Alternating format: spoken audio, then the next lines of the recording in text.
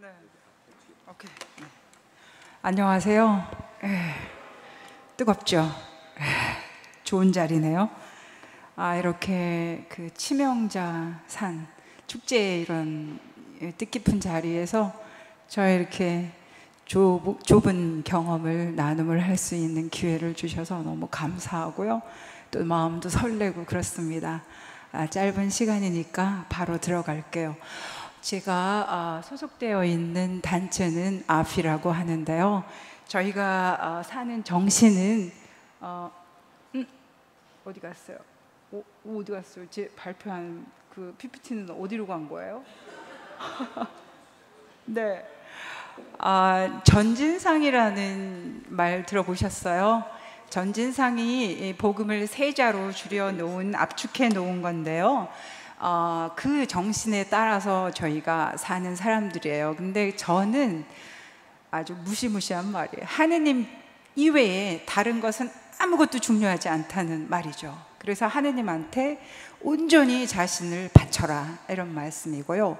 두 번째로 지는 사람에 관한 것입니다. 사람 상호 간의 관계인데, 사람들을 사랑하라. 근데 사랑을 해도 누구나 사랑을 한다. 어려운 게 뭐냐? 진실로 사랑하라, 이 말씀이에요. 진실이라는 진. 그리고 상은 상희락해서 그리스도인에게 주어진 의무라고 봅니다. 뭐냐 하면은 슬퍼도 기뻐해라, 고통 중에도 기쁨의 의무를 살아라, 이런 얘기를 해서 늘 기뻐해라 라는 앞에 있는 항상의 늘자에 방점이 꽂히는 전진상의 정신을 사는 사람입니다. 그리고 1937년에 벨기에에서 시작된 국제 공동체고요. 지금은 세계에서 한 25, 6개국에서 활동하고 있습니다. 저는 이제 이 한국에 지금은 네팔에서 돌아와서 명동 전진상에서 잠시 살고 있는데, 네팔을 가기 전에 한 15년 정도는 매년 그곳을 다녔습니다. 왜 그랬냐 하면은 그리스도인이라면, 또 성소를 사는 사람이라면 애덕을 실천해야 된다, 가난한 사람을 도와야 된다, 아까 평신도들의 의무가 뭐 자선을 해라 이런 얘기가 나오니, 그것도 하느님 앞에 서약을 했으니 1년에 너의 시간에 적어도 10분의 1은 그런 직업 생활이나 이런 다른 생활이 아니라 가난한 데 가서 시간을 바치고 또 돈을 바치고 가난한 사람들을 직접 만나자 해서 매년 갔고요. 그 다음에 2015년에 가게 된 것은 명동 전진상교육관에서 일을 잘하다가 그냥 왠지 가야 될 것 같아서 일을 그냥 두고 갔어요. 갔는데 지진이 온 거예요. 간지 12일 만에. 근데 지진이라는 것은 참 자연재앙인데 전조가 있더라고요. 갔는데 가기 전에도 제가 느꼈어요. 근데 거기 도착했을 때 밤새 개가 짖어요. 잠을 잘 수가 없었어요. 그래서 개들이 이렇게 짖으면 나는 어떻게 살지, 시끄러워서 그랬고요. 그 다음에 어디 비둘기가 거기 참 많아요. 근데 비둘기들이 미친 듯이 퍼드덕거리면서 날아가요, 어느 한 방향으로. 그래서 왜 이러지? 종말이 오나 이랬어요. 그 다음에 세 번째로는 제가 도착해서 갈 곳이 없으니까, 언제든지 저는 어디 가면 갈 곳이 없어요. 이 지구에 온 세상에 집이 있는데, 그래서 가는 곳이 어디겠어요? 교회, 신비로운 곳이죠. 피정집에 가서 방 한 칸 달라 그랬죠. 그래서 거기서 사는데 성당이 같이 있어서 아침마다 미사를 드리는데, 그곳에 500km 떨어진 동쪽에 있는 곳에서 치유를 위해서 힌두교도가 성당을 찾아왔어요. 고다바리 우리 그 가톨릭 교회가 시작한 성당으로. 근데 이분이 아침 미사마다 힌두교도인데 오는 거예요. 근데 이 사람이 그 미사가 시작이 되면 그 발작이라고 해야 되나요? 진동이라고 해야 되나요? 견딜 수가 없이 공중공중 뛰는 거예요. 그래서 문당 신부님이 저한테 저 여자 옆에 좀 가서 앉아줘라. 아무도 옆에 안 가니까. 그래서 제가 이제 앉아있으면 옆에 가서 같이 손을 잡고 있으면 좀 차분해진다든가. 근데 다시 또 발작이 일어나고, 그런데 신기하게도 지진이 터지고 나서 그 발작이 멈추는 거예요. 그랬을 때 제가 깨달은 것은, 우리 몸도 자연의 자연과 이 우주와 교감을 하고 있다, 소통을 한다, 이런 걸 느끼면서 우리 여성들이 느끼는 이 자연과 우주에 대한 감각이 굉장히 남다르다는 것을 점차 깨닫게 되죠. 그리고 그 여성이 이제 지진이 일어나서 만천하는 다 부서졌는데 그 여인은 평온해진 거예요. 그래서 얼굴을 보면서 괜찮냐고 이제 손을 만져주면서 괜찮아져서 그 사람은 다시 자기 삶의 자리인 500km를 다시 집으로 돌아갔죠. 그런 지진을 겪으면서 제가 지진이 터진 이틀 후부터 움직였어요. 근데 바로 이제 진앙지에 찾아가서 카리타스, 국제 카리타스 팀들이랑 가서 현장 조사를 했죠. 근데 가기 전에 한국에서 제가 네팔을 갔다는 걸 아는 분들, 특히 여기 우리 서강대 신학대학원 교우들이 여기 원우들이 계시는데, 저도 가기 전에 신학 공부를 석사 과정을 마치고 갔거든요. 근데 아까 공부에 대해서 여쭤봤는데 너무 중요해요, 곽승용 신부님. 엔진을 아는 것도요. 왜냐하면 제가 네팔에 그렇게 다녔어도요, 많은 공부를 했어요. 그리고 신학 공부 저도 돈도 안 되는데 왜 가? 돈 마련하고 일해야지. 얼마나 바빠요. 힘들어 죽겠어요. 그래도 공부를 시작했던 건 너무 잘했다. 왜냐하면 다른 공부 실용적인 거 아무리 해도 아는 게 없는 거예요. 외워도 내 거 아니고 알아도 아는 게 아니고, 왜냐하면 본질적인 게 아니니까. 그런데 교회에서 받은 상처를 좀 달래보려고 신학 공부하러 들어갔는데 그게 알게 되더라고요. 바로 누구를? 하느님을, 예수님을. 그러니까 그러고 네팔에 가니까 달라져요. 이 서비스의 질이, 내가 하는 이 활동의 품질이 달라지는 거죠. 그래서 지진이 터져서 이 45도 각도로 흔들리고, 네팔의 지진은 이 버티컬 이렇게 호라이즌탈 이렇게 해서 위로도 흔들리고 옆으로도 흔들리고 이런데요. 근데 네팔은 두 개가 다 왔어요. 그래서 아주 폭삭 다 무너졌는데, 사실 지금 돌아보면은 그때, 지금은 오히려 그 트라우마가 있어서 아까 자동차가 오다가 앞에 차를 받을 것 같아서 너무 막 몸에 충동이 오는데, 그 당시는 아무런 두려움이 없이 그 현장에 찾아가서 조사하고 어떻게 해야 될까 이런 거를 준비를 했죠. 그런데 네트워크의 힘을 체험하는 거예요. 연락이 오죠. 얼마나 좋아요, 이거 하나가 있으면. 인터넷만 되면 카카오톡, 메신저, 페이스북, 이메일, 저의 이메일에 2,000명이 있거든요. 여기 카카오톡엔 1,000명이 있거든요. 그동안 제가 전국을 다니면서 코칭을 하고 상담을 하고 훈련을 했던 분들이 다 이 안에 있는데, 그분들이 먼저 연락이 오는 거예요. 빨리 돈을 보내게 계좌를 터라. 그래서 할 수 없이 또 계좌를 열었죠. 그리고 진앙지라는 고르카 지역에 갔다가 오니까 돈이 쌓여 있는 거예요. 그런데 제가 거기 그 카리타스, 국제 카리타스에서 오신 분들이랑 현장 조사를 가면서 그 피난민 행렬 때문에 길이 막혀서 오도 가도 못해서 차 안에서 뭐 하겠어요? 얘기하죠. 그래서 호주에서 온 사람, 오스트리아에서 온 사람, 독일에서 온 사람, 카리타스에서 일을 하니까 물어봤죠. 어떻게 신앙생활은 어떠십니까? 이런 모범적인 질문부터. 그런데 제가 그때 놀랬어요. 이 사람들이 뭐라고 말하냐면, 나는 무신론자다, 이러는 거예요. 어떻게 너 그럴 수가 있는데, 너 근데 왜 카리타스에서 일해? 그랬더니 연봉이 좋고 이렇게 좋은 일자리가 어디 있니? 이러는 거예요. 그래서 너는 어떻게 그럴 수가 있냐? 나는 가톨릭교가 너무 좋다. 요거는 신학 공부를 하고 난 다음에 생긴 저의 교회의 관입니다. 네. 그런데 그 친구들이 뭐라고 그러냐면은, 차라리 난 솔직하고 싶다. 너 있잖아, 국제 카리타스 활동가가 돼서 자연재해 터지는 데 가서 주교님들이랑 한번 일해봐라. 너 카톨릭 신자로 남고 싶은 줄 알아? 일이 되도록 도와줘도 시원찮을 판에 방해꾼들이 바로 그 사람들이야. 그리고 너 사제들이랑 대화 되는 줄 알아? 그래서 정말 저는, 물론 한국에서도 이런 거 알았죠. 그렇지만 우리 장학생들, 제가 2005년부터 네팔에 아동노동하는 아이들을 200명 이상 매년 학비를 대왔는데, 그 200명 아이들 학비가 1년에 3만 달러도 안 돼요. 그런데 이 사람들 연봉이 얼마겠어요, 그죠? 2배예요. 2배 이상 됩니다. 근데 그런 사람들이 그렇게 솔직하게 말한다고 하고 그렇게 하니, 아유, 그래, 속은 편하겠다, 솔직해서. 이제 그러면서 다니고, 일은 전문적으로 하는데, 그 무너진 그 잔해에서도 호텔 몇 개 다 깨져가지고 묵을 데도 없어요. 그리고 이제 현장에 갔다 오면 그 친구들은 시원한 맥주 찾고 게임하고 뭐 이러면서 인생을 즐기더라고요. 그렇게 조사를 하고 이제 서둘러서 또 카트만두로 왔는데, 돈이 쌓여서 이제 이런 구호 활동을 할 때는 누구와 함께 어떻게 일을 할 거냐는 것이 굉장히 중요하죠. 그래서 바로 즉시 그 전해에는 제가 반년을 머물면서 이주, 인신매매, 아동폭력 이런 거 관련된 국제회의를 주관을 했었어요.